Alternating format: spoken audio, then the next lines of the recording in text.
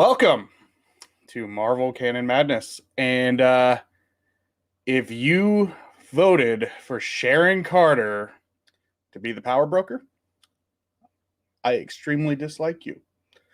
But I am a man of my word, and I am wearing the Wonder Woman outfit. So we've got things to talk about, as this is the premiere of Loki episode 1. And what more could I ask for than a great set of co-hosts to do this with? So let me introduce them. We're going to start with Chip. What's happening? I'm Chip. How's it going, sir? I'm doing a lot better seeing you in that. Yes. It's a full figure. It's pretty glorious. Oh, yeah. Came with bracers and knee-high boots, but I am not going to stand up in the dress. I will just flash you a little bit of my star-spangled skirt, so you know it is there. Man, that is wonderful. Yes. And my next co-host is the person who should be wearing a Slave Leia outfit, but you know how things are. The Marvel Sharon Carter fiasco was rigged. So let me introduce you to our normal host, Josh. Oh,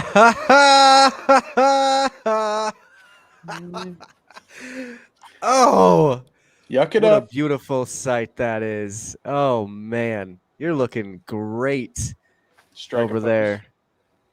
Wonder Roy, man. I keep feeling like this is going to fall down on me. Man, I'm not very tight.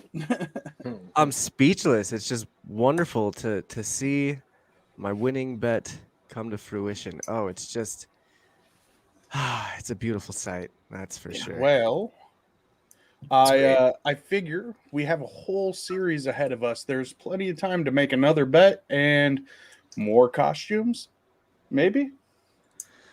Absolutely. I'm sure there will be another bet going on in this show. I think that should probably be the thing that we do here. But we're gonna have to get Chip in on the next one, I think. Yes, I highly think we could get Chip to dress up in a variety of outfits.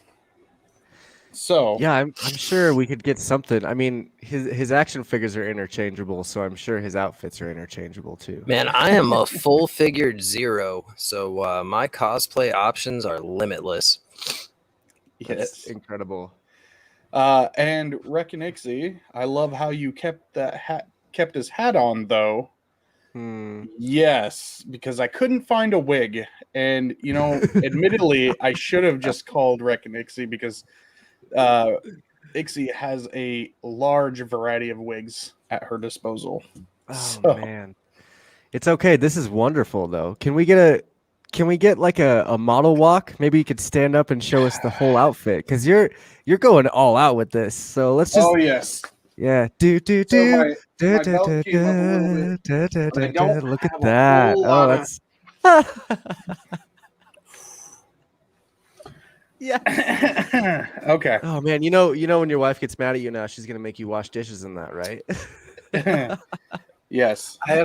I have never appreciated the screenshot function more than this second. Let me tell you. Well, just to clarify too, we are live, so people listening to the podcast, you need to go check out the live video of this at youtube.com/twistmodernpodcast, because then you can see what we're talking about. Roy is in a full-fledged Wonder Woman costume, and it is glorious.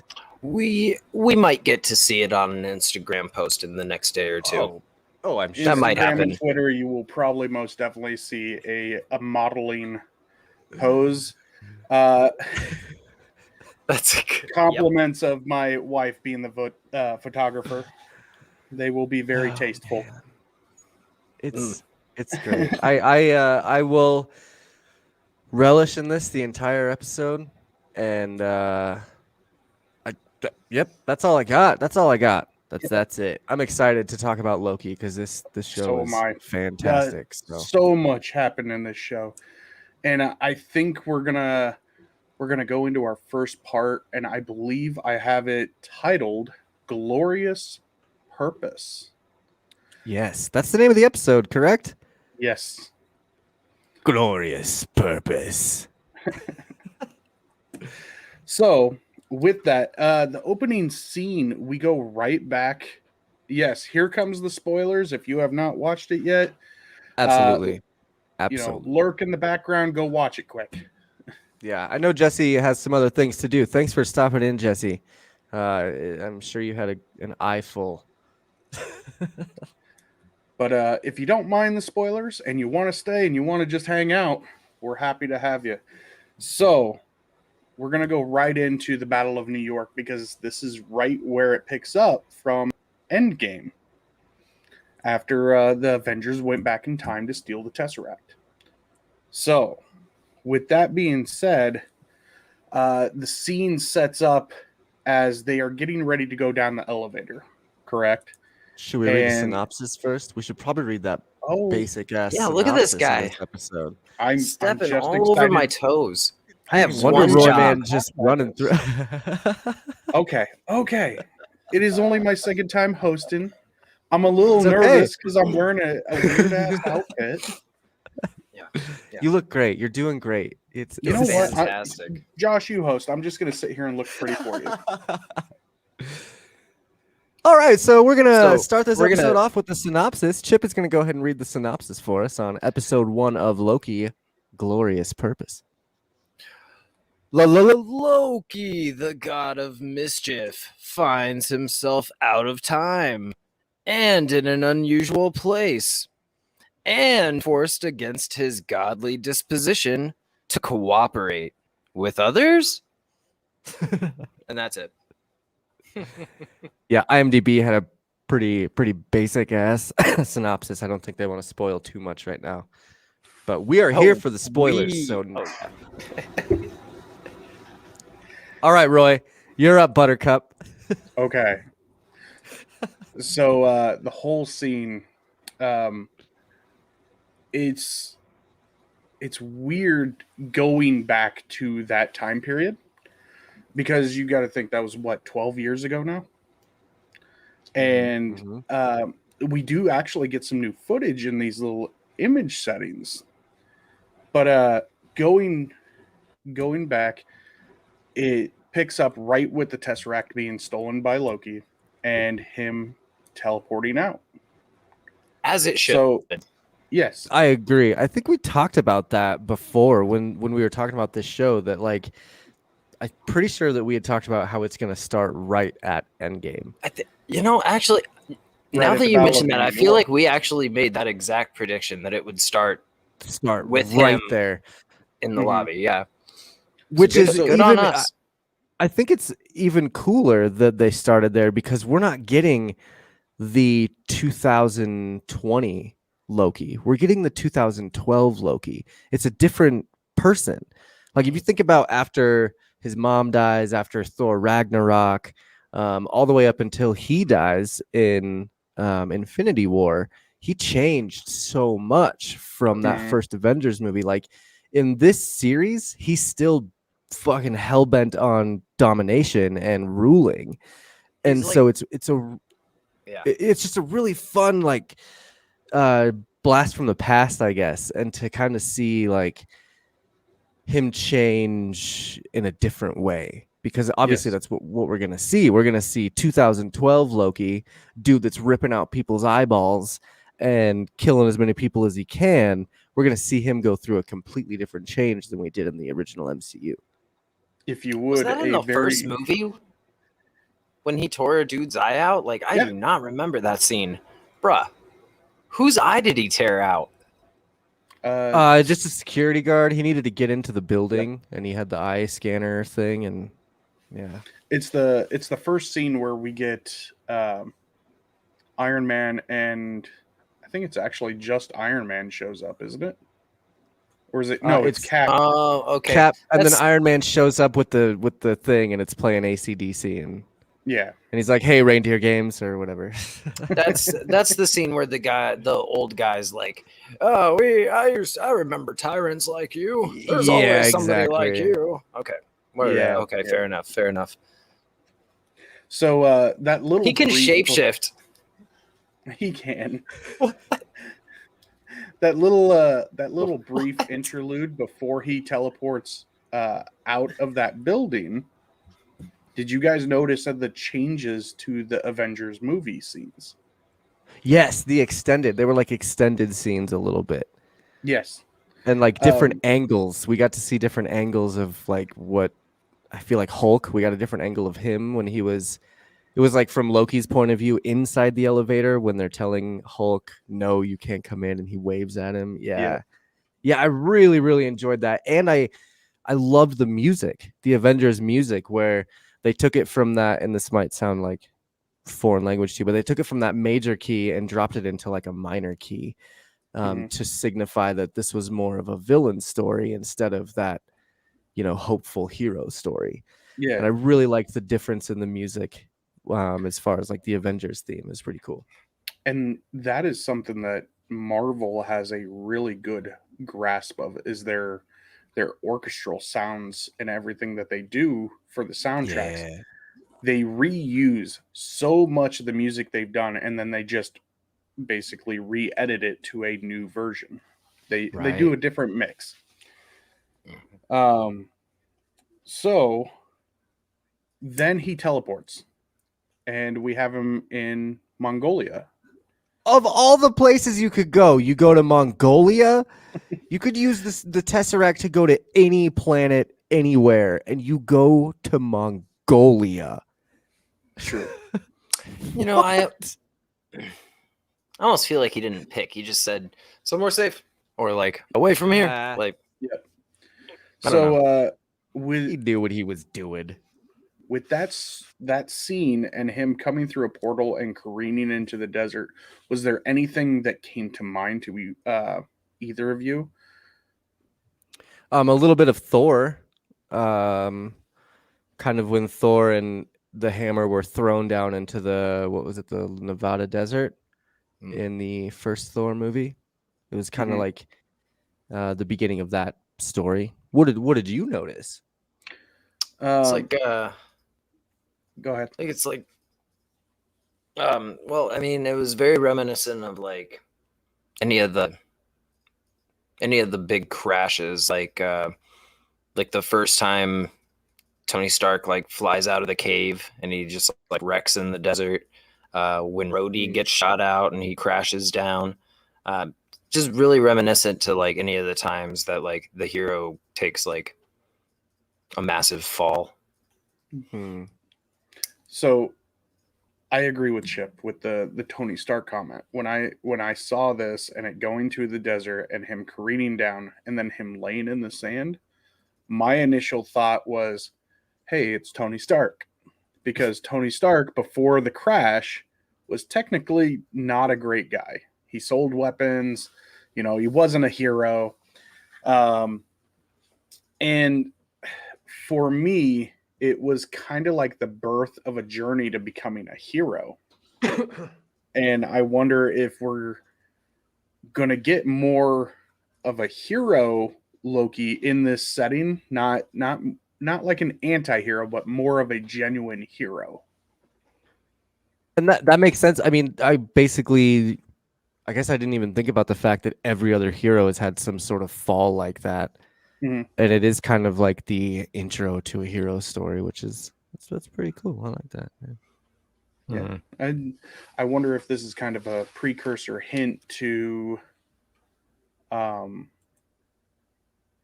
maybe somewhat of Loki joining the Avengers eventually. If he Maybe the young survives the Avenger. series. Like, are we about to have a Thunderbolt watch right now? No. Oh, Like, okay. so Loki was an Avenger at one point, albeit briefly, you know. So Wasn't there I a Dark Avengers? I don't think he was a Dark Avenger. He wasn't I a think Dark Avenger though. Yeah. it had to. There was a comic series where they were up against the Enchantress, and Loki basically was kind of put on a pedestal and slowly started to see some of his errors. Though by the end of the episode, he was like, "Yeah, no, I'm not a hero." That could be something that happens in this, because I feel like in Yeah. this first episode, he was kind of thrown into the errors of his ways, you know? Oh, he saw a Kind lot of of got them. to, yeah. So after that, we get the first appearance of the TVA, the bucket heads, Time cops. because time cops. They're Jean-Claude. I'm going to call them bucket heads because those helmets are not flattering one bit. And I'm I think saving it was that. Hunter 15. Yep, B-15. B-15? I want to say B. Yeah. I don't know who the actress is on her, but she was pretty badass during the episode. But something also, like, as the time cops are appearing and Loki is with the Mongolians, they didn't understand him, you know. I'm sorry, Josh, did you have something? Oh yeah, I was just this is my signal to let you Yeah. know that I have something to say whenever you're ready to let me talk. It's do that you too. know, it's wonderful. I was just gonna say Hunter B-15 was played by Wunmi Musaku.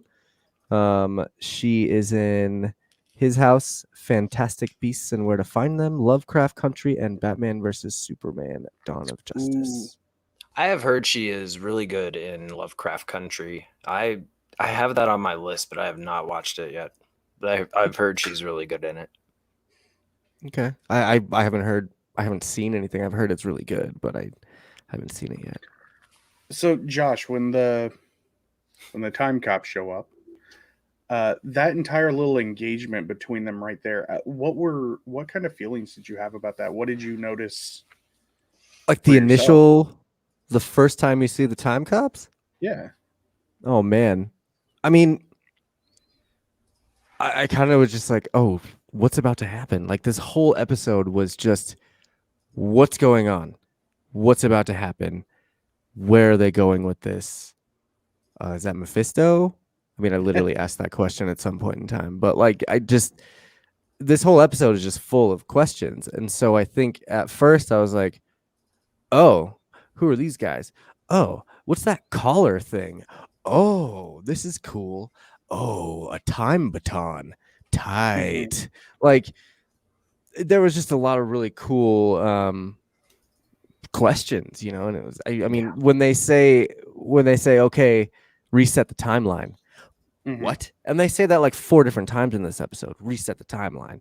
Yeah. And I'm really curious to know what that actually entails. Like, what does that mean when they reset the timeline? Let me tell you, because they pretty much tell you exactly what it means. So, like, that little device that they drop is like it's a tachyon bomb, essentially. That thing is going to nuke your entire timeline. So it doesn't matter, like, where or when they set it off. Like, like, Loki was on the main thread, right? Then he tesseracts out, which creates a new thread. That entire thread just got collapsed down. So, like, every single living being on that alternate reality just got killed off. So, like, the TVA may not necessarily be like good people because they literally just genocided like non-nillions of lives. So throwing that out there. They just literally, like any of those splits in the timeline, they talk a lot about the splits in the timeline in this. They just off that split, they just cut it at the head. Done dealing. Yeah. GG, well played. Holy throughout the episode, you also hear a few terms: pruning, trimming, because they're timeline branches. They make it real gentle. Yeah. Yeah. You guys are blowing my skull right now. That's really crazy. Dude, considering he tells like that little little girl, kid, wait outside, it'll be over soon, because he's nuking her entire timeline. Bloop, you don't exist. GG, well played. Well, they still exist on the sacred timeline, but all variants. So you got to think about this. They're committing genocide every time they do it, because technically the variants are still living beings. Yeah. They're not like fictional I mean, well, they're fictional characters, but like each one of those variants is like a fully fledged living being. They don't like split a soul or anything across all the different timelines. Like, unless they're gonna say that, and that's Oh my why they have that God. like soul checking machine. So maybe they do share a soul on the MCU's multiverse. But like, I don't know. Well, we do know from previous shows, such as WandaVision, that Nexus beings are unlike. There cannot be a variant of a Nexus being. That being exists across all timelines as one soul being. Yep. Yep. But So I wonder see, if that I- affects I- the original being. Like what's this Earth called? Is this Earth 616? Is that like Mhm. our Avengers Earth? Have they confirmed that it's 616? No, I think it's still the point whatever 000. Okay. Jesse had told us about this earlier, and I can't remember the number off the top of my head. But like, But so every single person out of that, like out of the original timeline, any Mhm. variant out of that, how would that affect the original person in the timeline?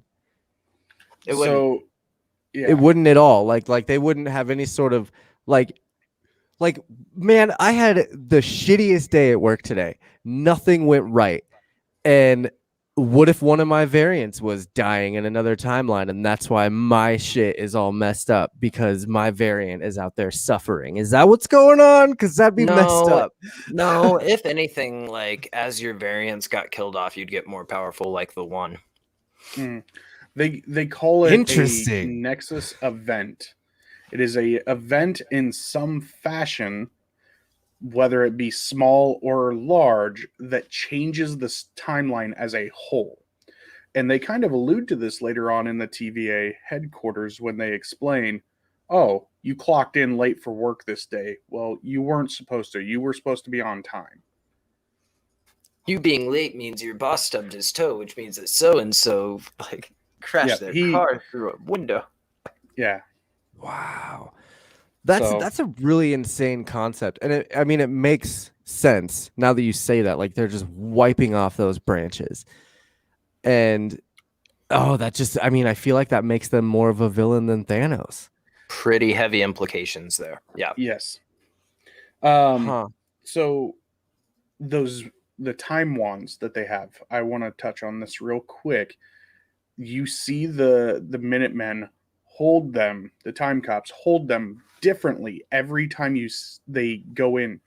At points they're holding them like a gun, at points they're holding them like a baton, and then at other times they're holding them like a rod where they've got it right in the middle grip. Mm. And then I'm pretty sure it's not an overlook because it's Marvel. They tend not to overlook those, but I think they're multifaceted functions because we know the time wand can slow someone down to 1/16th time. They could probably slow them down more. We know that they can disintegrate with them. What other kinds of things can those wands that every Minuteman walks around with? What other kind of things do they have that do power wise? And how cool was that to hit Loki in the face and his like face just Uh-huh. Oh, I really want that slow. as a gift, dude. That like I tried to find that as a gift to like use for the IG post I made earlier, but like couldn't find it yet. Give it a day or two, somebody will make it. And I bet there's some sort of displacement side on that where they shoot at you and it puts you in a different timeline or a different place. I mean, there's got to be, right? If they're able to slow time and like basically, what do they call it? Prune you, Yeah. then they have to have some sort of way of transporting you. And I think it's so good that B15 has basically desensitized herself to the whole scenario because she does it to Loki, smacks him, and so just matter of factly says 1/16th of the speed, all of the pain. Yeah. Collar him and process him. Yeah. It's like, and from what we learn later, I also feel like those first ones come in like and just instantly point their guns at him and cock them, and then like she comes in like looking at her scanner, and did you catch? She says it's just a standard variant, or just a Yes. standard variation. So like they came in like halfway expecting that they were like jumping the bad Loki that's like murking everybody off. That's why they came in staggered too, so they could like, you know, have the initial ones come in and then she comes in to like take him out after he's revealed himself. Yeah. Interesting. And so do you guys think, like, to skip way far ahead, do you guys really think that they're after a different Loki variant? So one of the cool things that they recently acknowledged was Loki being gender fluid, which means he can pretty much be whatever he wants, identify however he wants. Oh, okay. So And it could be a female version of Loki then. Yeah, we could have a female version of Loki. We could have a fox version of Loki. We could have a kid version of Loki. There's so many President Loki, which we know we're getting. There's so many differentials of what he could be, or she, or they. You know,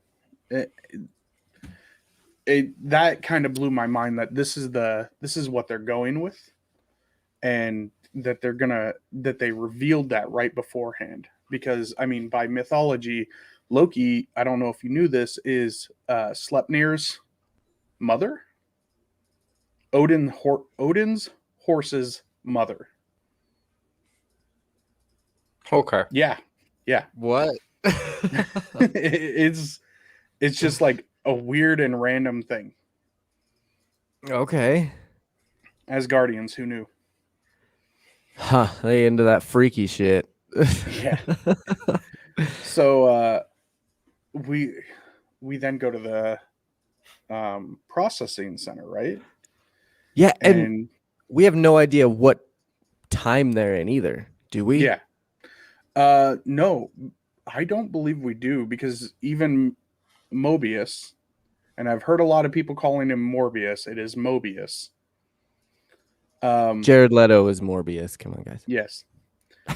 But my boy. One of the big things is you skip through all these timelines, but Mobius says time flows differently here. And then later on in the episode, we do hear about, this is technology from the third millennia. So year 3000 and forward. So I think we're in the microverse. Like I don't think we're in the normal timeline. Like we're in the microverse. See, and you mean like the thing that they travel through time, the quantum realm? Sorry.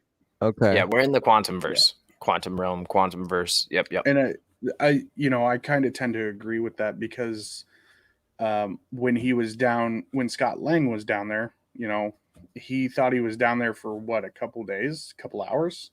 It was 5 years. 5 years. Yeah. So I think you're right. I think it's maybe a different part of the quantum, like a realm. Pocket dimension down there. Like, yep. So, better it that's exists an interesting thought. Better it exists like at a nexus point, and so it exists like in all times simultaneously. Yes. So, man, they're gonna get real confusing. This is gonna be like our intro to Multiverse of Madness. It's gonna be our training wheels to understand what that movie's actually about. It might get a little convoluted.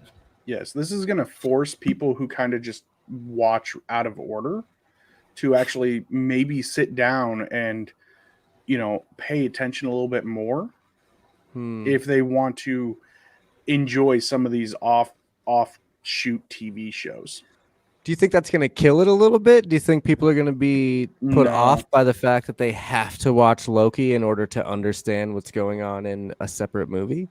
No, because what you'll get is I think it will actually help podcasts and YouTube channels and stuff like that, because they'll want to know. They'll go into it, watch it, be kind of confused. They'll go to a podcast or a YouTube channel. They'll see our information, and then they'll be like, "Oh, I didn't watch Winter Soldier. I need to go watch Winter Soldier." Or I didn't watch WandaVision all the way through because I couldn't get past the first 2 episodes. Right. I think it'll spur them to go back and rewatch something. because at this point, the pandemic is kind of slowing down. People are still inside. They still need that entertainment, and there's plenty of it to be had. Yeah, that's. I mean, it's just interesting. I'm so excited to see where this one. I am more excited about this show than any of the other series so far, than WandaVision or Fat W's, because this one I really feel like has the most direct effect to the MCU and everything that we really are paying attention to. Yes. The after Endgame, basically. And I mean, I like how he was so upset this whole episode that he was doing what he was supposed to be doing. I don't do what I do what I want. And they're like, are you sure? Okay. Yeah. All right. Yeah. Well, And your entire purpose is to help other people achieve the best versions of themselves. And that's all you're there for, bro. Dude, ouch. How much would that just sting? Just right into the heart and twisting the knife, man. Like but he could literally show you your entire past, present, and future and be like, oh, look, this is all you're good for. Cool. Like, ouch, Phil. Population you, bro. Dude. Yeah, and it's a nice callback to Phil Coulson during that too. I feel like they did a good job of summing up his entire, and you might say this is a new origin story for him, because if this Loki survives this entire series, and I say if because we don't know, they might trim him at the end of it. Oh, they will. Or he'll do something to save the timeline, maybe, that kills him in the process. We don't know. Yeah, because, I mean, we got to remember that this is a variant now. This Loki that we're about to fall in love with is not the Loki that we know from Endgame. It's true. It's a totally different Loki. But no, this Loki is fresh off of getting smashed by the Hulk. And, like, he just got his entire story arc, like, jam-packed into a 5-minute montage. Like, so... Right. But what I'm saying really is that this Loki is going to be completely different. So, like, you think about after Avengers, we watched Thor 2, we watched Avengers Age of Ultron, and then Infinity War, and all these stories with Loki, Thor 3, all that stuff. And every time we're like, screw Loki. Oh, man, he's cool, but, like, he's always messing things up. Oh, man, Thanos finally killed him. Like, in this show, by the end of it, we're going to be, like, crying because Loki dies. I don't remember crying in Infinity War when Loki died. I was like, oh, how sad. But, Trickster's going to trick. So, like, this one, I mean, I really have a feeling we're going to just fall in love with this particular character, and it's going to be completely different from any other Loki we've seen. No, I agree. Yeah. I would maybe argue that a little bit, though, because, like, Infinity War, when Loki died, I was kind of upset. Because, I mean, just the pain you saw on Thor's face and the fact that he was starting to kind of redeem himself. Yeah, but you weren't upset because you loved Loki. You were upset because you loved Thor, and it was hard to see Thor go through his almost reconciled brother. It's hard to see him die. Like, I mean, honestly, like, we cared about Thor and his feelings in that moment. We're fresh off Thor Ragnarok, one of the best MCU movies.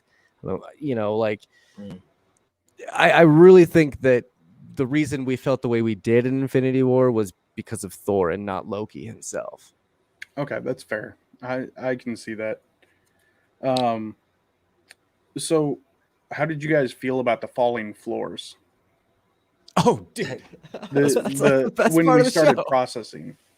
Yeah. It made on his way there, he's like, you got that? What is this thing? He's like, oh, it's the Tesseract. And he's like, that sounds dumb. Was that Casey? I think he says it. Tesseract sounds dumb. Casey was definitely a star during this, and I hope we get a lot more of him throughout the show. I hope we get a Jimmy Woo Casey story. That'd be awesome. And and it's weird. I noticed it, but one of the things I noticed right away about Casey is if you're looking at his shirt, he's got 2 pens in his pocket. But he's not wearing a pocket protector, so he's got a blue splotch that's expanding. That's I funny. did not I didn't notice that. that. That's great. So he looks like a Awesome. nerd, but clearly he's not an uber nerd. Right.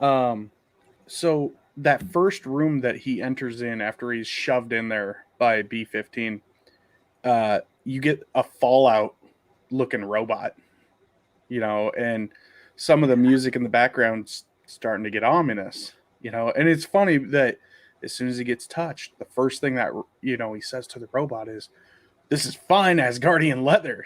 Don't touch it," The finest. And he just burns it off. Oh yeah, yeah. Here's what I think have of to your have- leather. Yeah. Yeah.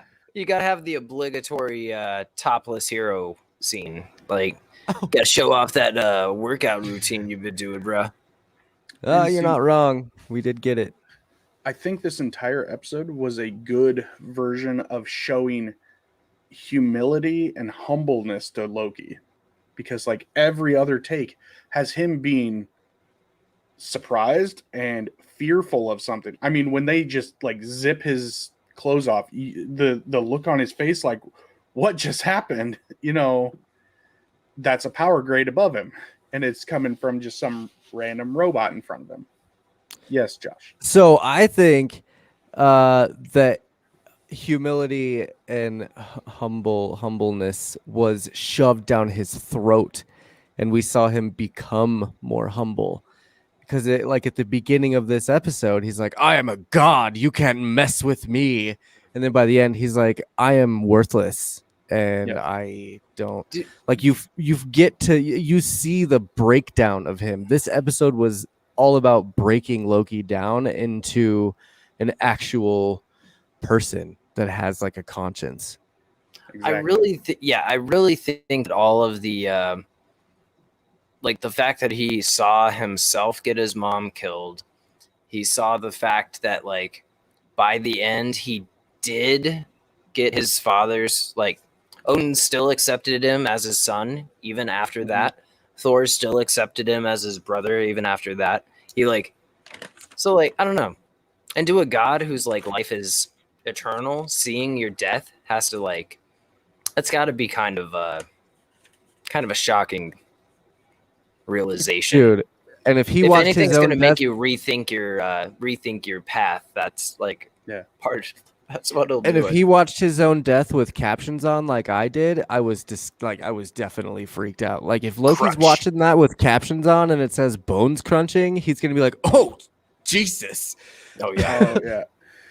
I think he got the implication from his eyes during that scene on the ship when they show his eyes, how they bloodshot and they get more red. It was very graphic. Yeah. Notice they didn't show a lot of that though. Yeah. No. Yeah. In this show, did they notice that. definitely took some of that violence out of there. And it's funny, Chip, when you mentioned, it goes mother's love, father's love. In each one says love. I love you. I love you. I love you. And then brother's love when they acknowledge. And you even hear Loki say, or Thor go, "I'd hug you if you were real." And he goes, "I am real." I titled that one "True Emotion. I'm a Real Boy, Dad," because it's like That's like we know that yeah. he's a frost giant, so it's full circle on him being accepted for who he was by his true family. Yeah, I like the robot scene too. Do you declare that you are a human and not a robot? And he's like, do a lot of people not know they're robots? Step And through. then like, I love that Yeah. question was Yeah. like confirmation enough. He's just like, all right, step through. Like, you're good. yeah, you're good. You're good. Third You're questioning your floor, existence. Come on in. and that's after we see the possible flurgan. Yeah. The second Flurgan. floor, he goes to the written word. Do you agree that this is right. everything you've ever said? And it seems Right. like that's a little light for being Loki, because Loki likes to talk. I mean, those are pretty thin pieces of paper. Mm-hmm. And you You saw never know how if much they were all front filler, and back. how much filler was on there for just what? So Yeah. I liked how that scene shut him up. It's like one of the first times that you ever see Loki just stop talking. Yes. The soul detector was a good lead into acknowledging like LMDs, life model decoys. Also, This is for people that believe they have a soul or something of the sort. yes. The Confirmed by the Marvel Universe, you have a soul, you agnostic. No, I'm just kidding. I'm kidding. I'm kidding. some cultures, you know, what's the words he used? Consider this to be a soul, or Yeah. along those lines. And It's wonderful. I wonder if does that mean we never get any Ultron variants? No, you would definitely have Ultron variants because the organic dude that created him would create him. So, like, any Ultron created by a variant would be a variant. Yeah, but he is a true sentient life form, is what he considers himself to. So would he technically have a soul, or would he Yeah, but be those Do the silver time cops streaks on? consider him what that like real or sentient? Nah, no soul on Ultron. But No soul on the Vision. Well, that's the thing. The soul he has the Mind Stone.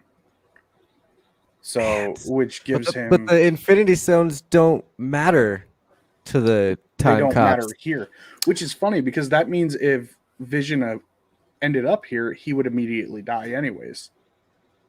See, and real quick about those time stones or those Infinity Stones. When Casey says that some of the dudes use the time stones as paperweights, just realize that there are no soul stones in Casey's card.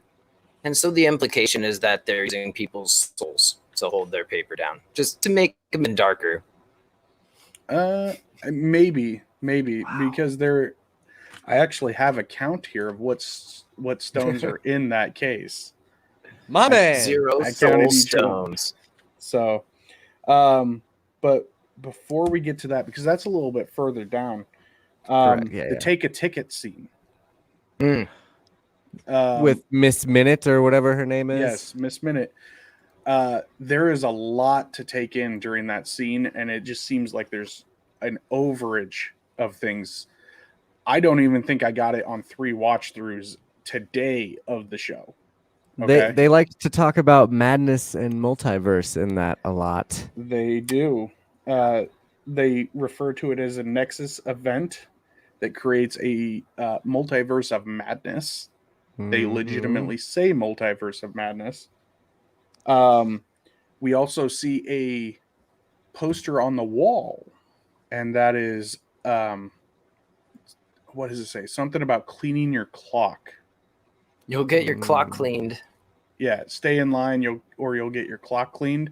And Miss Minute is just standing on top of some dude, curb stomping him. And then, Loki takes his ticket. They play this little 70s animation, explains the time variations, all that, and a great time war of timelines that happened at one point. And if you watch all the original branching timelines, each one is a color of an Infinity Stone. Interesting. So are That's they a good catch. If they are each sacred paths, did they cut it down to just one path? And we know that the Time Council is the group that did this. And then they talked about the Great War or Multiverse War, I think. Yes, that is exactly what I was just talking about, how the timelines that they show in the little animation, and each one there's 6 of them. They're each a different color of a time stone. Okay, so then what do you think is a multiverse war? Do you think that's something of when people find out that the time cops are just disintegrating their entire timelines? They're like, hold up, wait a minute, we deserve to live too. Fuck you guys. I think that goes into the little bit of animation where you see that yellow line and then all the red lines, and suddenly it just becomes this intricate just web. Yeah. I think that is what that kind of event would be.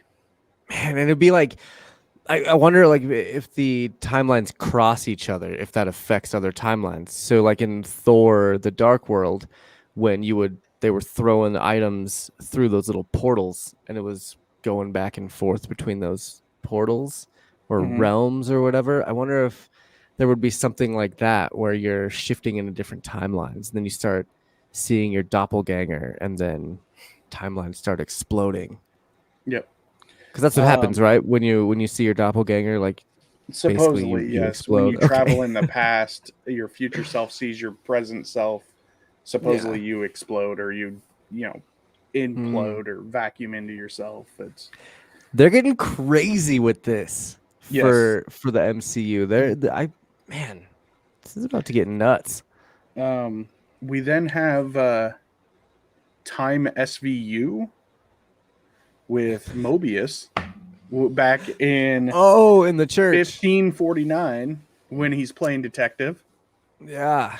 We find out that Mobius's whole thing is he's basically the detective of the agency that tracks down ultra violent variants. And we already kind of touched on him talking to the kid and everything. Did you notice what the stained glass windows were inside the chapel? Yeah, they had Mephisto on it. Well, yeah, Mephisto confirmed. He's clearly the hooded figure that burns everybody with fire. Exactly. That's I what I'm feel like saying. that was a great nod to the fans wanting Mephisto. I think so too. Yeah, it was a little cheeky. Yeah, definitely.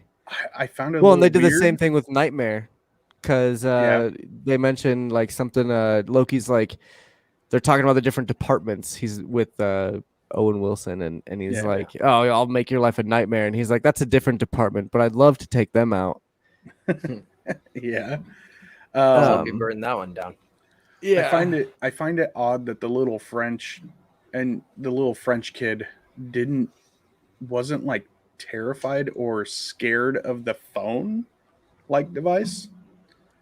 Like you would think a kid from the 16th century seeing that, or 15th century technically, seeing something like that would be like witchcraft. Point to the He'd pick out devil, and drop point it when to he the taps phone. it. It pops up. Yeah, like I Yeah. don't know.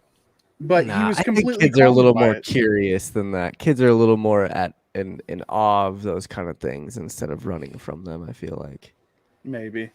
especially when it's got a funny little dude doing little dances. Well, I'm Jiggle Billy. Let's commence to jiggling. Yeah. And I'm wondering, there's a lot of little things that I question that I'm not sure if they'll play in. Do you guys think the kablooey bubblegum, will fit into the storyline later on? Well, it had a devil on it. It had Mephisto on it, so Was it a devil though? I thought so. To me, it just looked like a dude with a goatee. I didn't see any horns on it. Mephisto confirmed. And the flavor was blueberry, and it was spelled BLOO, just like kablooey was BLOOI. Yep. I think it's because they're gonna Find blow shit up. It's just that's just what I was foreshadowing. thinking. He's gonna blow everything up. He wants to blow up the sacred timeline. That's what this. We have a bad Loki going guy around wants with to his do. own personalized chewing Well, gum. now that we talk about it, look, maybe, and hear me out. Maybe Loki has found out by the end of this that the TVA is actually an evil corporation, and he's going around now in those different times, giving out kablooey gum and trying to get rid of certain things that have to do with the timeline, and he's trying to rescue all the different timelines now or something like, and they're labeling him as evil, so then the new Loki variant that they have will go after him. So this old Loki variant is going to be like, listen dude, I know you're after me for whatever, but like we have to do this because Owen Wilson is Mephisto or whatever. Maybe they do it over and over again, and this Loki's gonna kill the old one and take his place, and then time is gonna. They're go just in a big stuck old in a loop. time loop. Yeah, I mean, Apparently, the Crap TVA twist. is just existing in a time loop. He even said it happens over and over again. At one point, Mobius says that line. So, like, it, That's true. Time and time again, you do this, and over again, it goes to this and goes to this. So yeah, that makes sense. Unless he's talking about all the different timelines, because it seems right now like they're struggling to keep up with all the different, like, variations of the timeline. So I did appreciate Owen Wilson's acting during that scene when he's telling the kid basically go outside. You can tell he's sad that he has to do it. That maybe he doesn't agree with the TVA's methods. Maybe we'll see more of that throughout the show. he's just old now. He's starting to have a heart, and he's gonna try and make up for all of his old mistakes. Is kind of what I feel like he's gonna end up doing. Okay. Everyone keeps telling him, don't mess with Loki, don't do it, and he's like, "Screw you guys, I have my own agenda." Speaking of that, we then go to the court with the three Time Lords in the background. We have the judge and everything, and she calls out Loki, Lofi's son. She doesn't call him Odin's son. Because Right. that's who he is. He's the whatever Loferty. He's Lofi.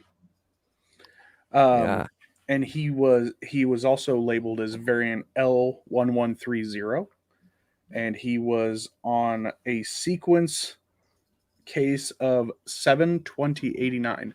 I couldn't find anything that referenced to that date, but that's July 20th, 1989. That seems like that would be some kind of hint to a particular date in Marvel history, because Marvel loves doing that with numbers.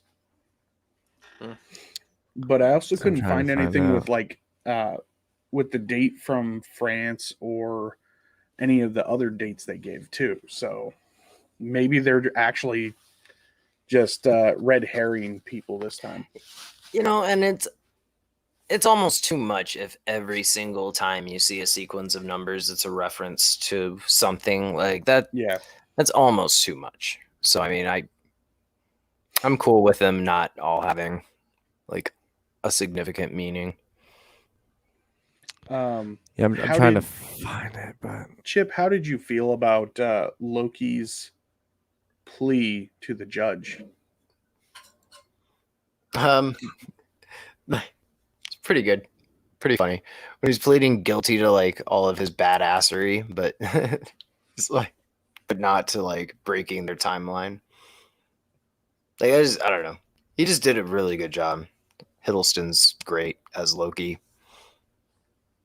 Him trying to summon his daggers was pretty hilarious. that was a good part. Josh, when he said you should blame the Avengers for him being a variant, but then the judge immediately coming back and saying, no, the Avengers did what they were supposed to do. But if that means that this would happen, it's a predetermined path, correct? Mm-hmm. Yes, but he wasn't supposed to pick up the Tesseract.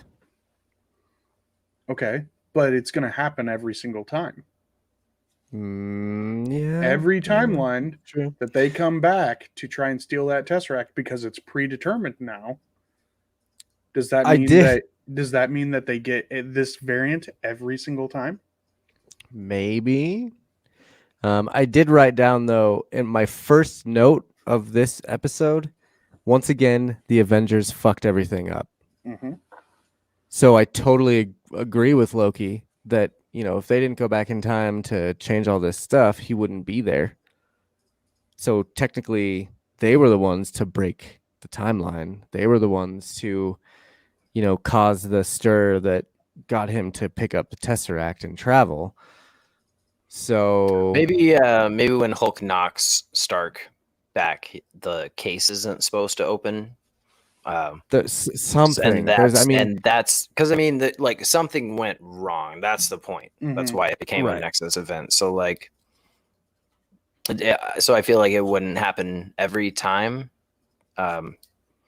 because that's what makes it a Nexus event, because it wasn't supposed to happen. It doesn't happen every time, but this one instance it did, and it created a branch because of that. Yeah, I agree with Loki though. I still think that the Avengers are the ones to have messed it up, and they're gonna have to be the ones to fix it again. I love how the judge says, "We're not here to talk about the Avengers," and Loki just like looks all quizzical. No, like Yeah. like trying to turn everything around, like he's not even on trial. Like, no, I thought that's why we were here. Oh, My bad. man. Well, and he's still so like he just got picked up. Like he literally 20 minutes before that was just fighting the Avengers. And so he's still reeling from his hate from them, you know, or hate of them. Now, with all of that going on, Josh, do you feel like maybe the TVA has completely taken away the freedom of choice of people then? Like, I don't think the TVA has. I think maybe the actual like time gods have, the 3 statues or the 3 people that they keep referencing. I think they might have gotten to the point where they're like, you know, we control everything, and there's nothing that you guys can do about it anymore, because like we are the universe or whatever. I could see something from Eternals, explaining a little more about them. So, what would you say if I told you that the TVA is Disney and Marvel outside of the series? That everything is predetermined. What would you say if I told you? Like, how would you feel? Like, all right. So, if I told you that they're basically saying this is the storyline, this is the path it has to follow, there is no variation to any of this, you know, doesn't it seem like, hey, this is the set of movies we're putting out, it can't change? And this is kind of exploring that little offshoot. It's like a fourth wall breakage, kind of.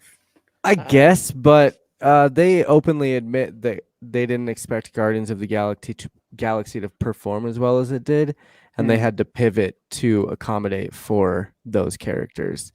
So they might have a plan in place, but they always pivot. They always do different storylines. I mean, directors themselves have said that, like, you know, the Marvel, yes, they have their certain room of writers and showrunners and stuff, and the directors are there basically just to direct movies in their style and direct, you know, someone else's script and stuff. But they have talked about scripts getting changed and things like happening because of storylines that are getting moved around. I mean, the Black Panther storyline, you know that they're pivoting for that right now. Oh yeah, they have to.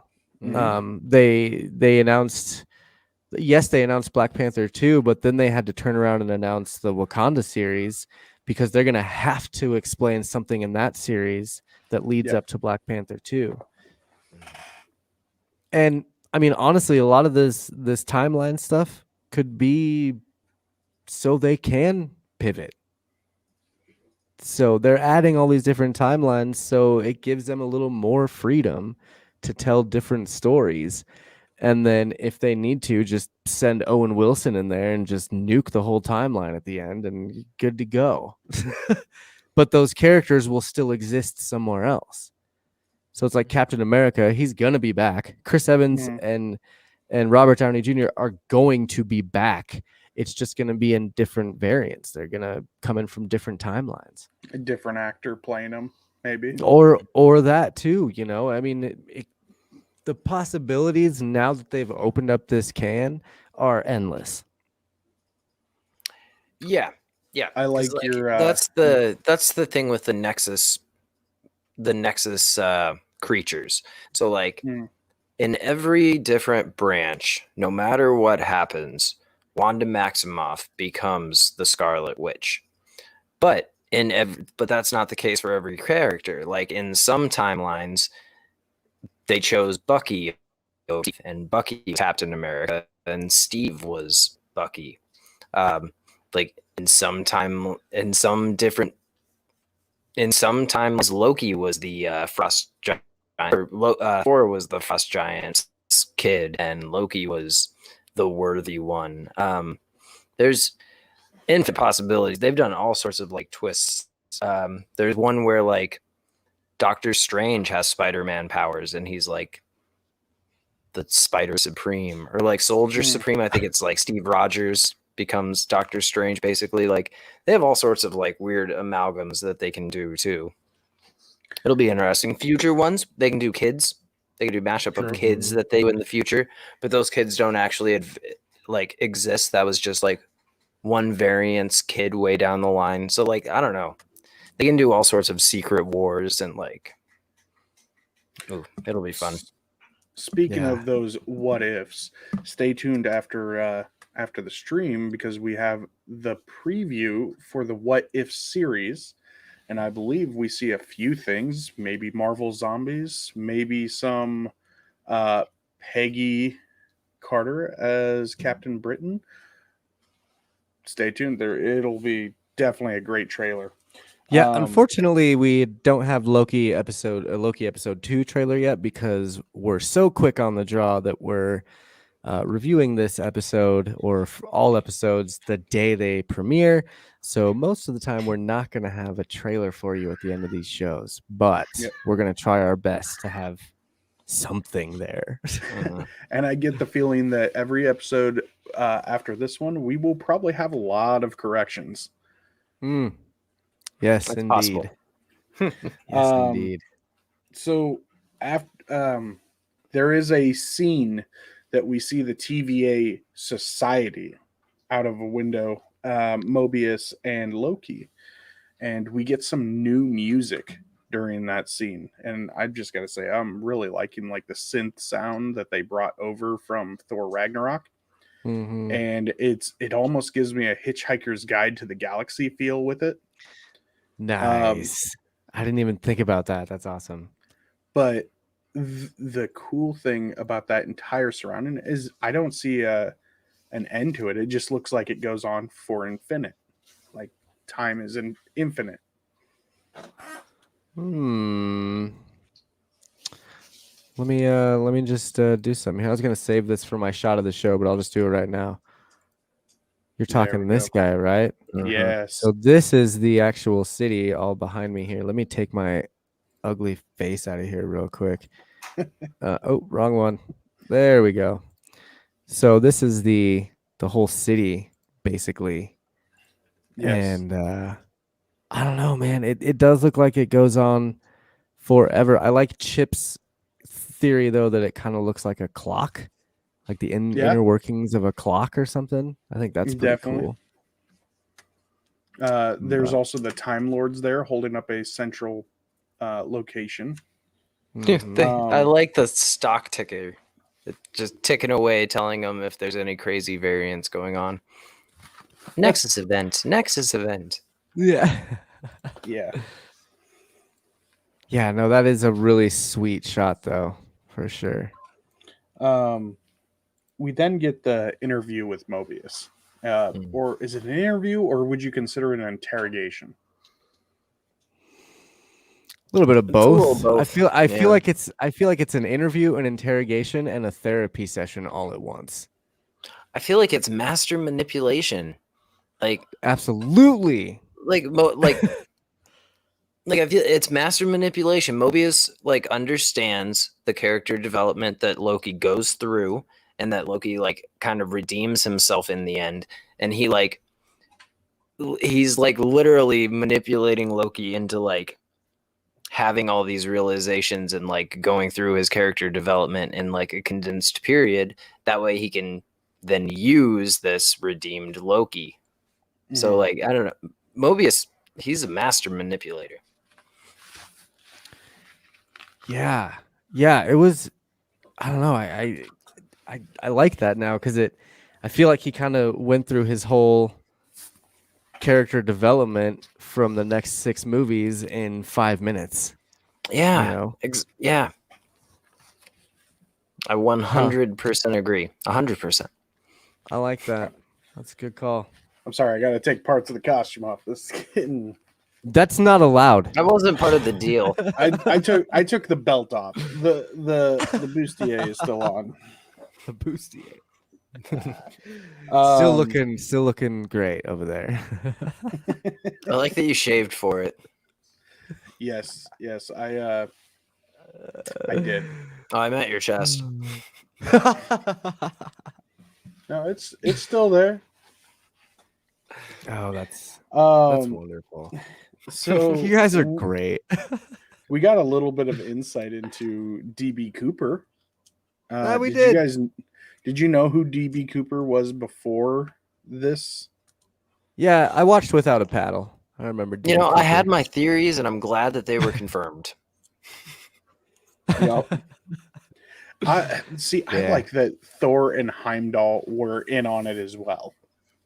That it wasn't just Loki being an asshole and trying to mess with people. It was literally a bet. That seems so. Yeah, that seems so weird. I lost a bet, so I had to. But you got to remember, like, first movie Thor was just a frat boy. He was just cosmic frat boy. So I mean, it makes sense. Very true.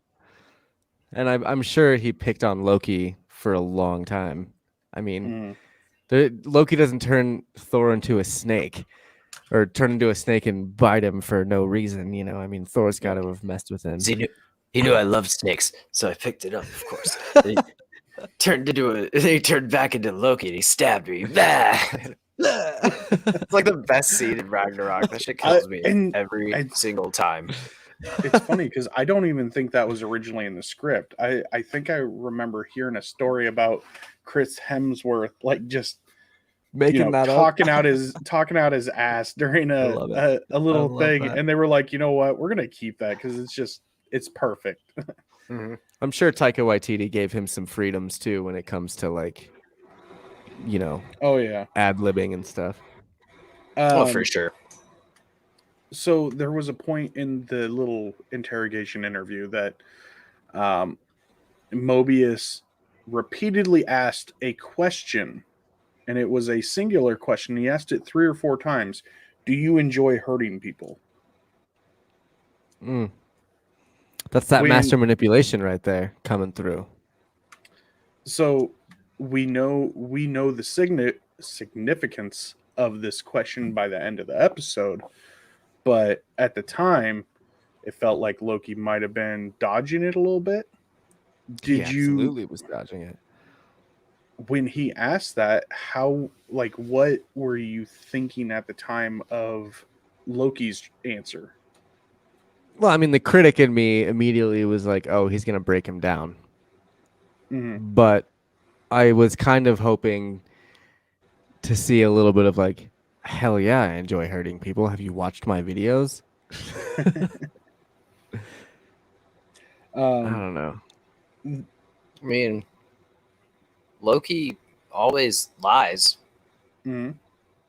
So, I partially think that was. I think that was actually partially him doing an actual interrogation. Partially, because that specific question, I almost felt like he was more getting insight onto the evil variant.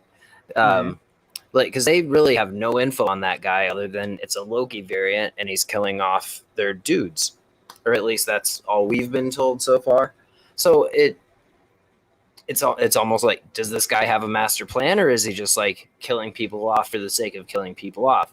And so that definitely like solidifies that this guy is a man with a plan rather than just a sociopath out murking people. Now, I don't know if you caught it, but we do know that all of these killings have only been in the last week as well. H92, I believe, was the Minuteman who said that there had been 6 killings in a week. Yep. Of crew. He's also the one at the end of the episode. Yes. Did you catch that? Same guy? Cool. Yep. So it's not anyone that we thought it would be.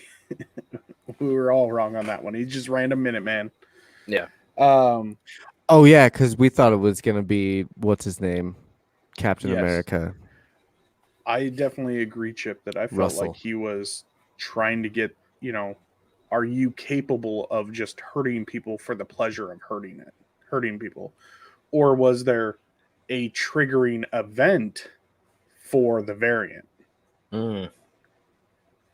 Because That's true maybe too. Because like any question he's asking him is like he's asking the variant too. Yeah. So I mean, and I love that he plays up the whole, you know, I'm smart. Yeah, you are. You know, that whole line there, it was just Mobius playing Loki the entire time, and Loki he is intelligent, but I think he's in over his head when he deals with certain people. I love the way that Owen Wilson starts that whole thing off too with, I mean, that I kind of labeled this episode Loki versus Owen, because I mean it was basically a battle of wits until someone broke, and Loki obviously was gonna break because, you know, The mother scene. well, the mother scene, and Owen Wilson knows what he's doing. What is his freaking name? Mobius. God, I'm you know, you guys know me. I'm so bad with that. You're fine. But like, I like how he describes Loki as just a little pussycat. You know, he's like, and the he's sheer like, look we're of like what? yeah, he's like, we're looking for real bad variants. You're just a little pussycat. We're not too worried about you. And Loki's like, wait, what?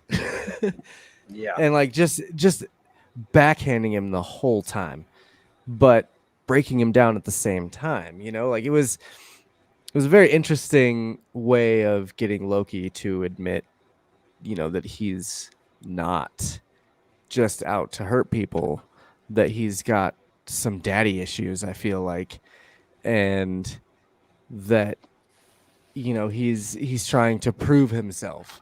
It was basically what I from what I gathered. He finally admits that he's just trying to prove himself. Yeah.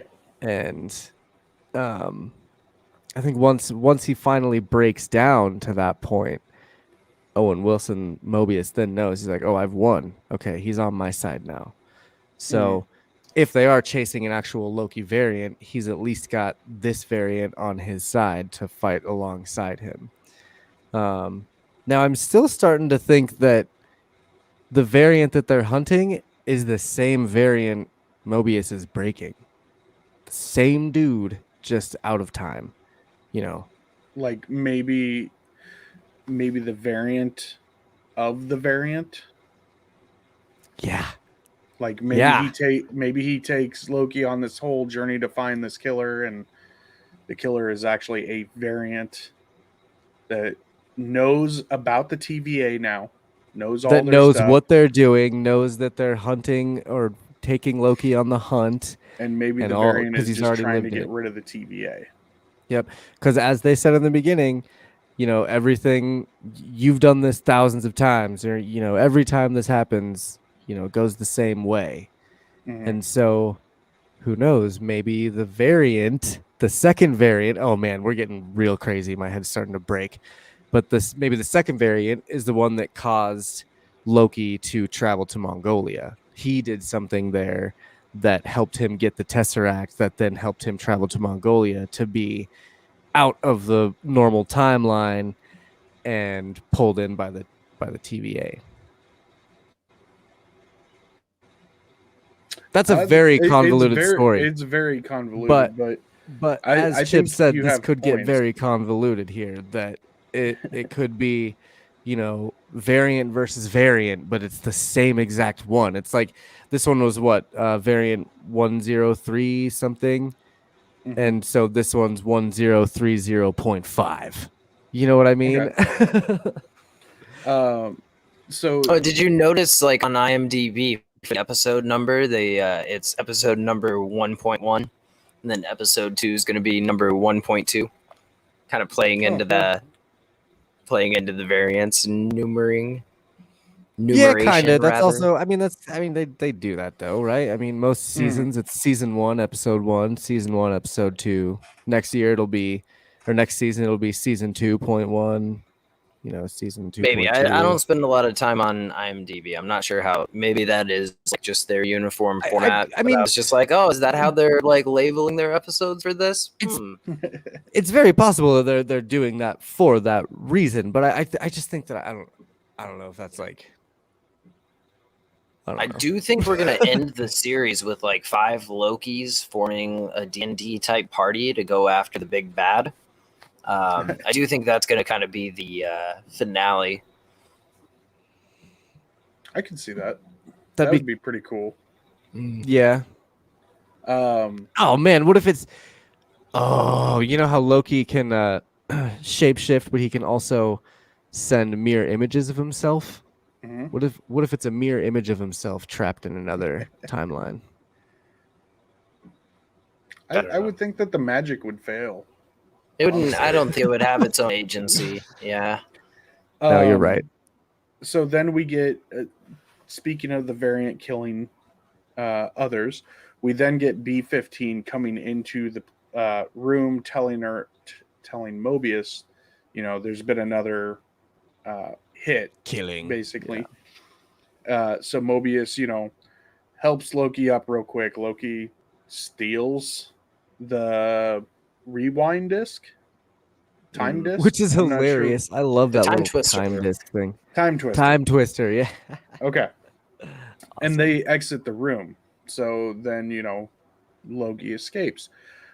There is a part that I noticed while he is in the hallway, like when he first blips out. Did you guys see who comes through the little blip door off to his side? The scroll? Not the scroll. That was actually at the beginning in the Yeah, ticket that's right. ticket area. This is in the hallway before he meets Casey. If you go back and you watch it, and I only caught it, it was probably my third watch through, and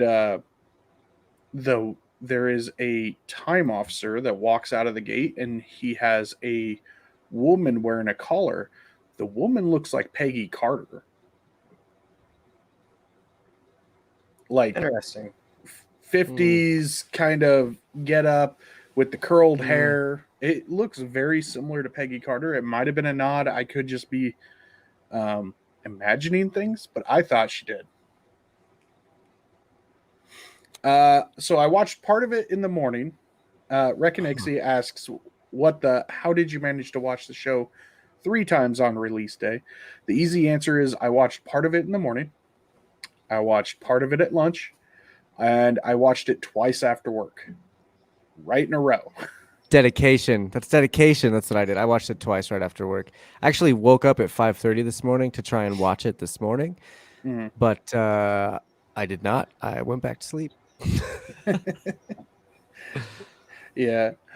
So we then get him running around, and we get to see our favorite time employee, Casey. He is totally going to be my favorite employee from the time department. We named a segment after him. We'll get to it in a minute, but we named a segment after him. did. So he's. So Loki threatens him, and when he's threatening him, how did you guys feel about that entire scenario? I was blown away by the comedic relief of it. But you mean when he threatened him like the dude in Scream threatened Drew Barrymore? Yeah, I'll get you like a fish. Or Sydney? Yeah. I'm going to get you like a fish. And his immediate reaction was, what is a fish? What's a fish? Yeah. So that, I need to know what a fish is so I can determine whether or not I can comply. Yeah. I need to know the threat to comply. Oh, it's great. It was like perfect comedic timing on the part of Casey, and he played off the scared yet like confused by what Loki was saying. But then he stands up and he gets into his drawer to get the Tesseract for Loki. And we get like I said, a lot more questions just from this little instance, but we see a treasure trove inside this chest. Josh, do you want to explain what you saw? I just saw a shit ton of Infinity Stones. I didn't see much else other than that because I was like, whoa! Like they open the drawer or the case and there's just like 10 Infinity Stones sitting right there. And now that you guys say that these little time bombs are destroying all of that timeline, I'm wondering if they're like someone's going out and collecting stones and then blowing up the timeline. Like, ha, Thanos, peace! And just leaving a bomb, you know? I mean, because I don't know. And I guess Thanos would never know about this place because even Mobius at the beginning tells Loki, "Oh, you don't know about this because you didn't need to know about it." Yep. And so it's a like you said, it brings up a lot more questions. Like, how many other timelines, how many other universes have they destroyed, and why did they have so many Infinity Stones? Did they fall into the wrong hands? Like, because it looked like there was a lot of time stones in there. Yeah. So did those fall into the wrong hands, and they have to go collect those time stones, but then also destroy that whole timeline anyway? I mean, Yeah. to me, it seems like it's just a collection. It's like trophies, you know? Oh yeah. This is from timeline C75, and you know, before I took it off of Tony Stark, whatever. Speaking of Tony Stark, did you catch the arc reactors in Casey's cabinet? Or I did not. There are How two many different were there? arc reactors. Huh? How many were there? Two. Two? There were two. How many did you count? I wrote multiple because I wasn't sure. I know two for sure, but I thought there might have been a third one in there. Maybe. But maybe. I saw two for covered sure. up by something. Interesting. They're different. They are. Each one is the main one that you see is the one that is given to Pepper Potts after she pulls that one out.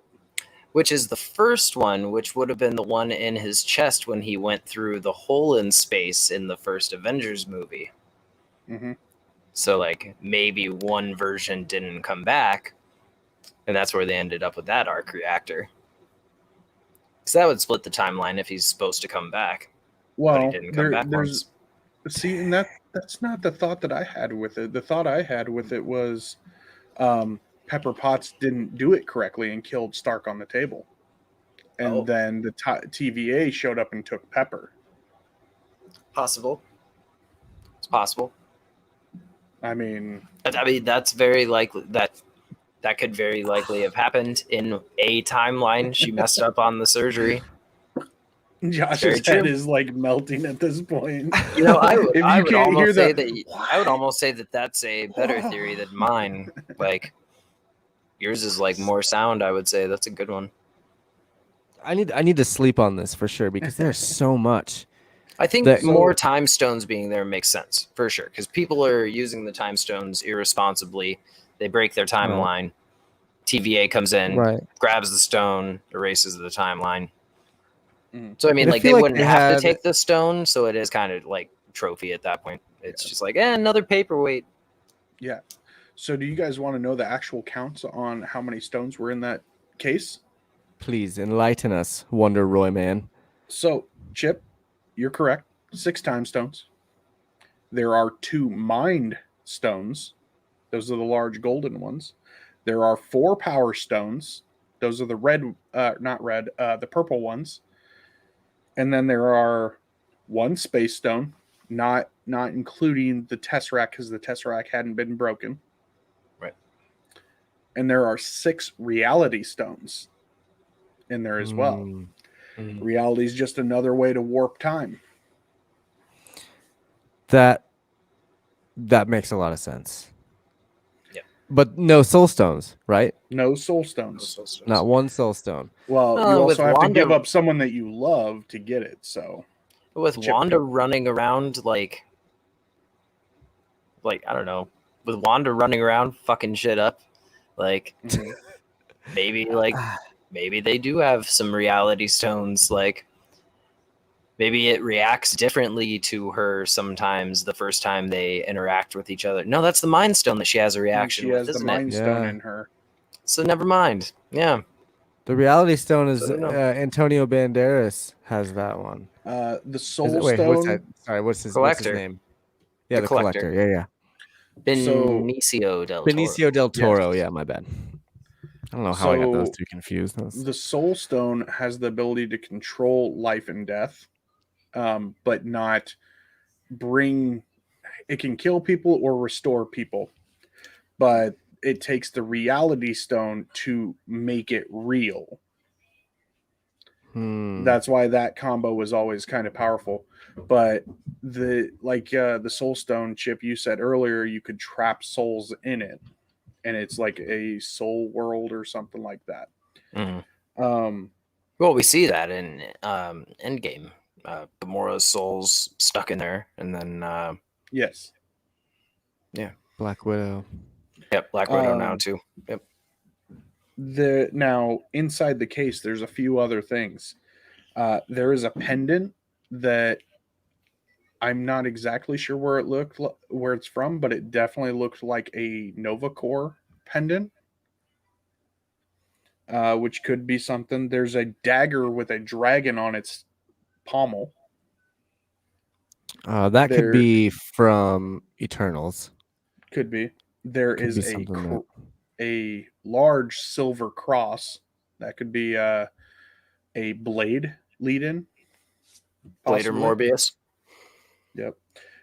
There's a picture of a woman that looks like it's from probably the early 1900s. You can't get a real good look on it, but it's definitely a woman and it's definitely tagged. And somebody's going to blow this up at some point and figure out exactly what it is. There's a bunch of marbles. Obviously, thinking about this stuff, you've lost your marbles.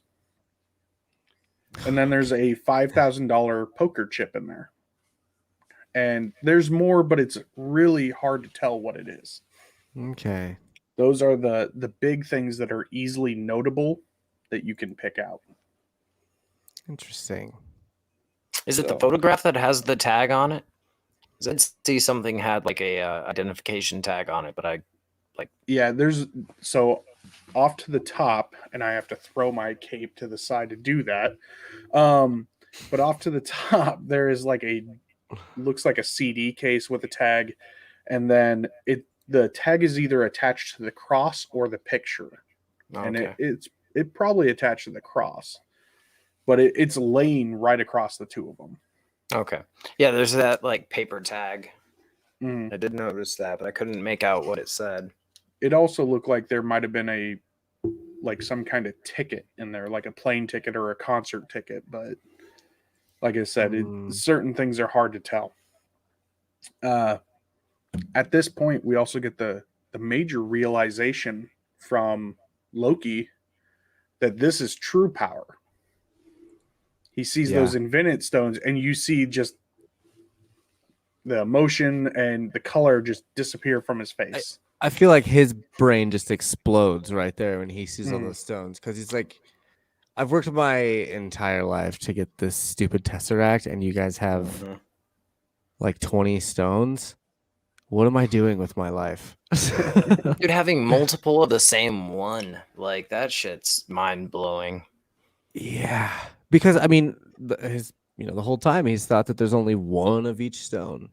Because according to Thanos and all the legends and all that stuff, there's only one of each powerful stone. True. So this show is just kind of proving to us that the Infinity Stones mean dick in the MCU. Yep. You know nothing, Jon Snow. Thanos was just the beginning, and by the end of this whole thing, he's going to be just a pussycat. Yep. Chip, there is a series of comics that this is vaguely familiar, like a lead-in. Is it the Secret Wars?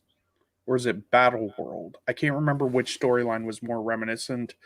The Secret Wars take place on Battle World, so yeah. Oh, maybe that's what I'm thinking. Right. No, but that's fully what it is. It's Secret Wars. They're pulling in different versions of heroes from different realities and having them fight.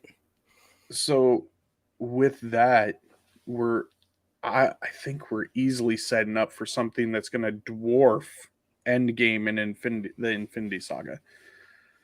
Do you think this will be the capstone of the Marvel Universe, or do you think they'll try and continue afterwards? Oh, they're going to continue as long as they're making money. I personally don't want this series to matter in the grand scheme of things. Like, I don't want this series to actually have any bearing on the rest of the movies.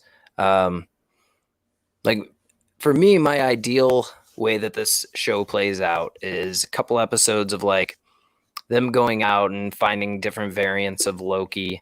He recruits a few of them to help fight the big bad. They fight the big bad Loki at the end, and then they end the season with like Loki assuming a role as Mobius's partner, and then we can go forward with like another season of like crazy nonsense where you can do whatever you want because you're blowing up the timelines afterwards anyway. So it never affects the real universe because they're keeping that all together. So like in my mind, my ideal way this plays out is like it's basically isolated because they're so far above everybody else. It's like I don't know, the real Marvel universe, the 616 is like ants to them, to the TVA. So like it's almost like a self-contained story because it's not touching the rest of the stuff because they're just keeping the rest of the stuff on track. And so like you can do multiple seasons of this because like again, this Loki has no place in the real timeline. He had his part to play. So like the variant could Well, go forward as a time cop basically. see, and I think Multiverse of Madness is going to be like a direct sequel to this. Like Loki and the TVA is going to be another big bad for the movies. Like he could even pop up in Spider-Man. That's probably more likely. That's just yeah. ideally I think that's the way I would see this like playing out would be like basically its own thing. Yeah, and I mean they're gonna.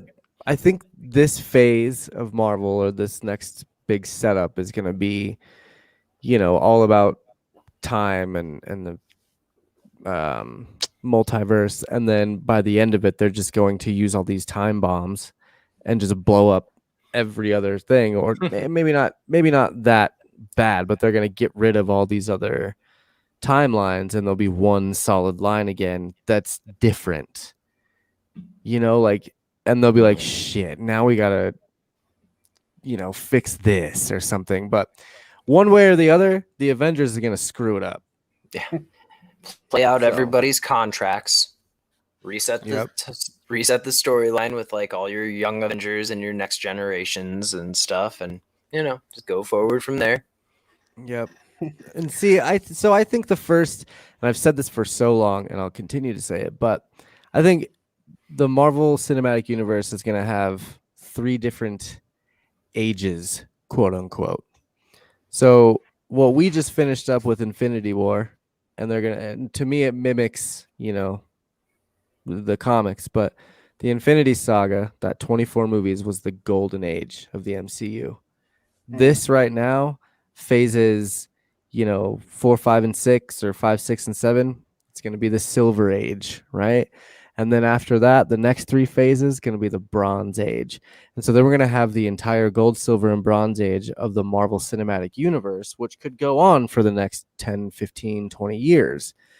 And it would be almost identical to what the comics did in, the 40s up until the 90s.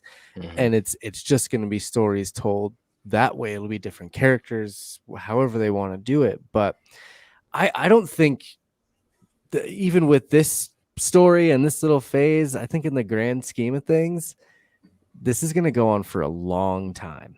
And we could see these characters pop up, 7 years from now and have, completely forget about the TVA and the timekeepers and all that stuff. But then they pop up somewhere because, they need to be used again or something. Like I don't know. I think this is just going to go on forever, and I'm okay with it. That's I like that thought. I really do. Thanks. So yeah, I can't really elaborate more on it just because it's a good thought. It makes a lot of sense. I guess There was one other thing right around this point in the show that I don't know if you guys saw, but there was a lead into I think I made a mistake wearing this costume too early. I think I should be dressed normal, and I believe that's because there's a poster in the hallway that says the TVA is always watching. And we got a graffiti in Falcon and Winter Soldier that said the power broker is always watching. Oh, So great. Here we go. I truly think that we made a mistake with this, and the Oh, power broker God. is actually in the TVA. I think I'm the gonna- poster says the TVA is watching. I don't think it says always watching.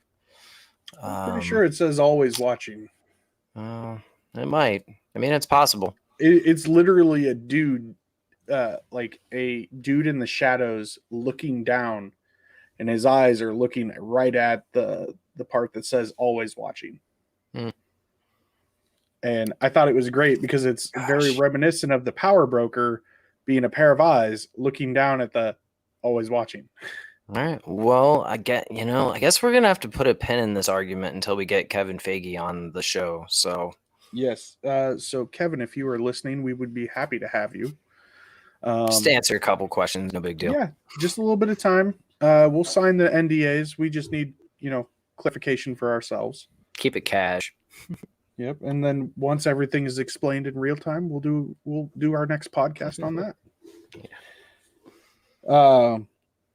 I have nothing to say to you guys. So I would We say, I then- mean, that's probably about the whole show, right? that is Did we? I just feel about like the we've whole show. covered pretty much the entire thing. I don't have any more notes to go over other than our last two segments. Did you guys have any other pressing notes? Did you guys No. catch Stan Lee's cameo? Because we have to be very creative with his cameos now. I heard his voice. Where did I hear Mm-hmm. his voice? I Oh, didn't. I didn't hear his voice. Did I not? I- Did I not hear his voice? Maybe I I thought messed there was that a- up. I thought there was a picture that looked like him, but I wasn't gonna say Yeah, let it- anything.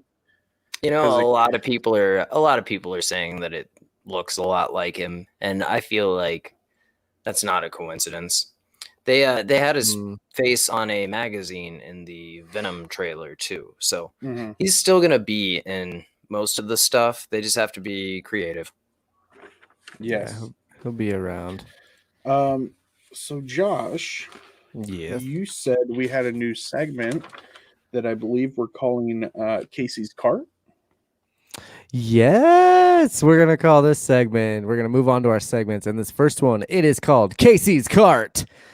It's very reminiscent of the sudden but inevitable Simon Says, but with Casey's Cart, we're opening up his treasure trove and taking out our favorite line and or shot from each episode, or both. So I think we should start with Roy. I think we should start with the host. What's your favorite line or shot or both? So Of this I episode. am going to go with a line because this little just exchange had me rolling every time I watched the episode, and it was the scene where he is getting ready to go through the temporal detector or the soul detector, and he says, "What if I'm a robot?" and didn't know it, and the guy so matter of factly and just like he's in a rush, "The machine will melt you from the inside out. Please move along, sir." Just no hesitation. He's just like, right through it. And I giggled hysterically when he said, "The machine will melt you from the inside out. Please move along."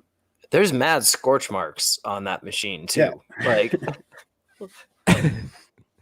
people got pretty wrecked for sure. Oh yeah. Chip, what's your line and or shot of the show? I just, I liked the repeated callbacks to, like my favorite line would be when Mobius realizes that Loki pickpocketed the time twister from him. He said, "That mischievous scamp." That's just Scamp, yep. the best line. Yeah. Mischievous scamp. Yeah. So I'm trying to remember my exact line. My shot of the show is my background now, which is what I showed earlier. I loved that pan out from the to show the whole city of the TVA. I thought that was super, super cool. My line though it was used twice, and this is why I like it so much, because it was when Loki was describing to incite fear in the weak, and the talking about why he does what he does, or something like that. And he used it once in like a maniacal way. The first time he used it, it was to say that he was powerful, and then the second time he used it was to kind of show that he was broken. God, I wish I would have wrote that thing down. Yeah, so that's when he finally like answers the question. Like, you asked me why I killed people. It's because I had to. Yeah. I had to It was a put on an tool. illusion. Yep. That I was something else. Let me see. I might have been able to find it here, but yeah, I really liked how you really saw how destroyed Loki was to say that, because the whole time it's been his motto or whatever, and now you realize that his motto is because he's actually like broken, and he's got his daddy issues, and he needs to come to terms with that, I guess, is what I liked about that, because he did kind of come to terms with the fact that he's not, oh God, here we go. I don't enjoy hurting people. I don't enjoy it. I do it because I have to, because it's part of the illusion. It's the cruel, elaborate trick conjured by the weak to inspire fear. And then he describes that, he's the illusion, and he conjures these tricks to, because he's weak and he needs to show people that he's big and strong. And I just thought that was kind of a meaningful line that was used in two really good ways. So that's my line from the show. The first one, he used it first to describe the TVA itself, I believe. Yes. Okay. Yeah. There you go. Yep. Thank you. Good call. Yeah. Go ahead. I was just gonna say the next segment. It doesn't have a bumper yet, but it will by next week, because that's my plan now.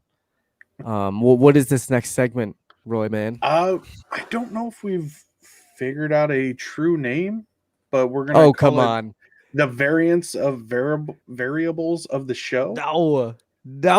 What are we going? You had the good name. You're the one that we agreed with the wow factor. The wow factor. This is where we give each episode a rating between 1 and 10 variants. So this is the wow factor. Wow. I can't do Owen Wilson's wow. It's all about obviously. It's all about the slight head shake for me. He's just wow. Oh, I love it. I want his action figure for sure. Why don't we start definitely pre-ordered it.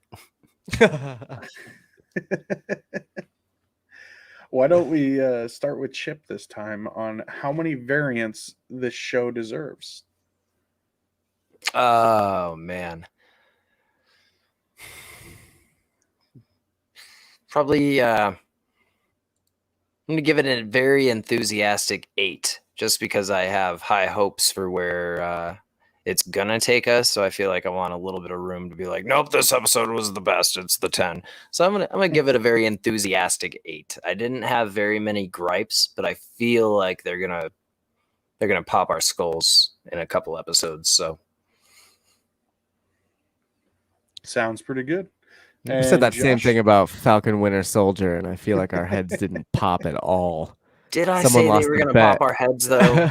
I feel like no, I did. I kept saying that. And I'm still telling myself that about the Bad Batch, because that show has been a bit of a disappointment too. But I've liked it quite a bit. I'm caught up on it, so it's. I mean, we're doing Quest Me. Justin and I are running Quest Me, and we've been very unenthusiastic. Like we still have fun talking about it and whatnot, but like the episodes just aren't what we thought they were going to be. So check out Quest Me, because it's kind of fun to see how disappointed two super Star Wars fans are. I hear you. Now you know how I feel when we found out Power Broker was Sharon Carter. Power Broker, the Sharon Carter story. Yeah. I'm gonna rate this one actually an 8.5. I'm gonna one up you on that. Originally, I had it at a 9, but I do agree with Chip that I would like to add more room to grow. I guess to give other episodes a 9 that might deserve that instead of a 10. And the reason I give it the 8.5 instead of the 8 is because I love the setup. I love the questions. I love the character introductions. Everything about this episode was great. There wasn't a lot that I had to complain about at all. So I'm definitely excited for more. Roy, what did All you? right. How many variants you give him this? Yeah, so 8.5 variants. Okay. So 8.5. originally I was actually going to give it a 7.5 because a lot of it was, for me, it was already information that we had. So it was just kind of like a recap episode with minor new things, but there was still a lot and it left me with a lot more questions, not just about the story, but moral aspects. But I am going to bump it from a 7.5 to an 8 because I am so glad to watch this after MODOK, that disaster of a show. I think this deserves a little bit of a bump just from that. Still hating on MODOK, huh? Oh my gosh. Well, and now that we got the cosplay out of you, you're off the show, and Oh Yeah. man. Look, MODOK wasn't as good as we all thought it was going to be, but it was still fun. I mean, come on, man. this is good for can't what it believe you- was. I I liked can't it. believe It's you still hated it that continually much. debatable on whether it was actually fun or just like painfully shoving a fork in your ear. Oh my goodness. But with that being said, do you guys have anything left to say about the episode or any upcoming events, shout outs, anything like that that you want to give out quick? Oh man, I don't. So, and the reason I don't have any marvelous shout outs this week, not because I'm not trying, but I do a couple other shows where I also have shout outs. So listen to SBI for some shout outs. Listen to Quest Me for some shout outs. Listen to Twist My Arm for some shout outs. All of you are getting those shout outs. I've just kind of run out of things to shout out right now, I guess. If I had to choose, I would say all the new followers on Twitter. I'm 8 away from 400. So Nice. I can't help but thank you guys all enough for giving us a follow and hanging out. And yeah, Bed, Wed, and Behead podcast is coming up on Twist My Arm. That's the next episode to come out. A big shout out to them for coming and hanging out with us. If you haven't listened to them, go find them. Bed, Wed, and Behead. It's just like Fuck, Marry, Kill, but with movies. It's really fun. So check them out. I guess that'd be my shout out. Chip, do you got any shout outs? Yeah, I want to just a random shout out to cosplayer that the MCM page follows on. I thought you were talking about Roy, man. Not Roy. I have to keep this up. Cosplayer at the MCM Instagram follows. It's at Armored Heart Cosplay. Just posted a really dope cosplay of Lady Thor. Pretty bad. Posts a lot of really cool, like really spot on cosplays. She designs all the costumes herself, makes them all herself. So pretty crafty, pretty talented. Worth a glance. All right. Cool. Roy, what about you? What kind of shout outs you got, if any? You know, with trying to prep for the show on such a quick basis today, watching the things, I completely forgot to prep one. But as always, I will always give a big shout out to the people who joined us live. Reckonixie, Angie, Jesse, thank you. I want Absolutely. to just, I cannot thank you enough from the bottom of our hearts. Thank you for being marvelous monsters and joining us almost every session. So Yes. that is the only shout out that I think I want to do tonight, is just focus on our live crowd. Cool. Yeah, and the live crowd is awesome. We love all of you. If you ever want to get in on the conversation, you can call us at 508-93-TWIST. That's anytime. If you want to leave a voicemail for anything, or you want to call onto any of the shows, the number 508-93-TWIST or 508-938-9478. Those phone lines are always open. You just, like I said, if you want to leave us a voicemail, we'll play it on the show. Any of the shows, Marvel, Sudden But Inevitable, Quest Me, Twist My Arm, whichever one. Hit us up, and you can also email us as a collective at twistmyarmpodcast@gmail.com, and visit twistmyarmpodcast.com for news and updates on all of these shows. So that's all the other plugs are at the end. If you guys go listen to the audio version of these shows, we got our amazing pal Jesse doing all of our plugs, so we don't even have to do that anymore. Nice. We've great. we've evolved past that. We are still evolving. One Absolutely. step at a time. Yep. I got to pull that up again. Yeah. All right. So, with that, I think it's a good ending point for us. So, thank you for watching. I'm Roy. I'm Chip. And I'm Josh. Here is the What If 2-minute exclusive first look.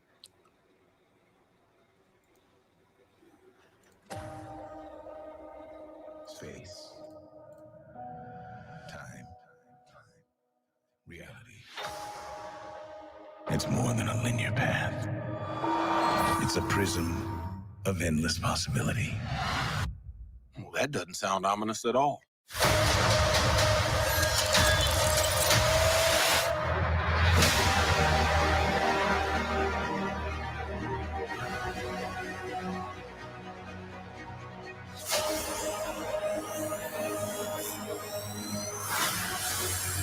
I was promised an army.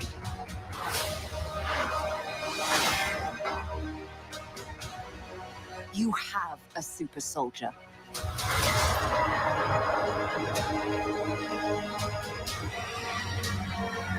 Cool. You sure don't seem too freaked out about all this, kid. What you doing out there all by yourself anyway? Exploring the world. Sounds fun. But why stop at one world when we can show you all of them?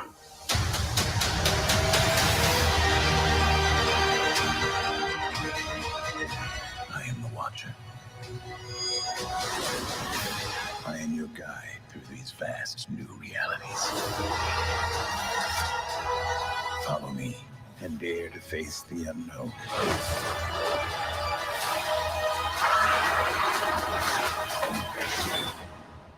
And ponder the question.